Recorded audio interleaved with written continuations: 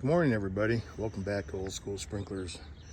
Today I'm going to explore a little deeper into the Thompson sprinklers.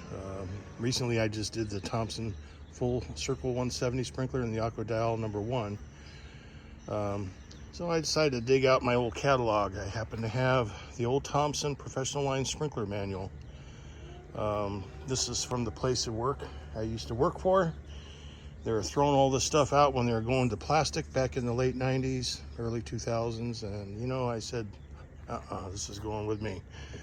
Anyways, this catalog is just full of information of how to design, how to troubleshoot systems that are Thompson related stuff, and actually all sprinkler systems for that matter. But they did a thorough job of everything in here. They have everything that you can imagine, checklists of things, a field checklist, service procedures for gear rotors. I mean, this has a little bit of everything from the gear rotors to the spray heads. They got parts and more parts for everything that they did. I can go on and on and on. The Thompson pop-up spray heads. Here's the Thompson 170 right here that we'll be looking at. And then they had the shrubs. Those are all the lawn sprays, baffle sprays, bubblers, foggers, you name it, they're there. Here's even the, for the Thompson Ranger series, the Thompson gear-driven rotors, the 183 part circle. This is probably back in the 1960s, and they're still making them at that model number. They went to the 186, 187 series, I think in the early 70s. They call them the Commanders. And here's the gear breakdowns for the gear turbine for them. So what I'm going to do, I'm going to go to an area that I have sectioned off. Here is a nice little color picture of the 170 that we had done here the other day in the performance table for it. This one happens to be a standard insert, the 170, full circle, and they had a coverage of about 20 feet right there. Half-inch water supply.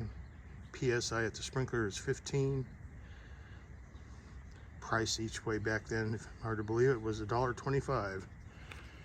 And this was, what year catalog? For 1967.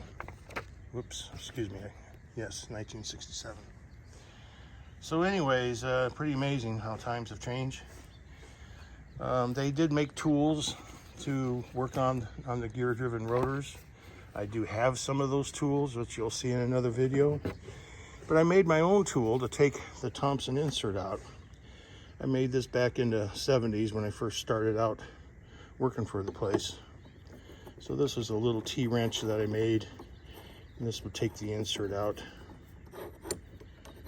so you could clean it.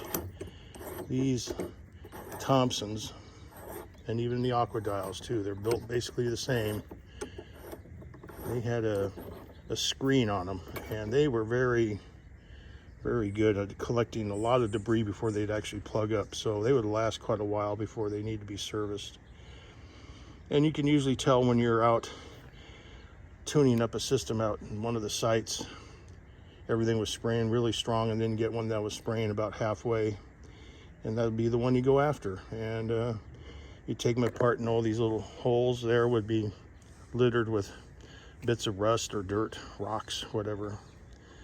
And you take it out and flush it out, and just put the nozzle right on back, and away you went. Again, these heads were very reliable back in the day. Too bad that Thompson is not with us anymore. I think they've been bought and sold out a couple times. It's hard to see it on there, but right where my fingernail is, it says SP stamping on the brass. So that was for the standard spray. Yeah, you do that with my fingers. Then you could finish it with the little tool.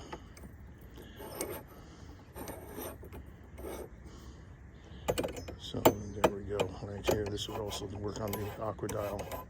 Again, Aquadial, I think, had contracted with Thompson to build their stuff back in their day.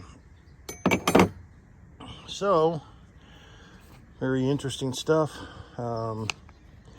This catalog is quite thick. It's just loaded with so much information. You can see how thick the catalog is.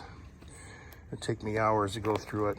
And Random at Sprinklers got involved in there. But Thompson used to be on a place in Los Angeles.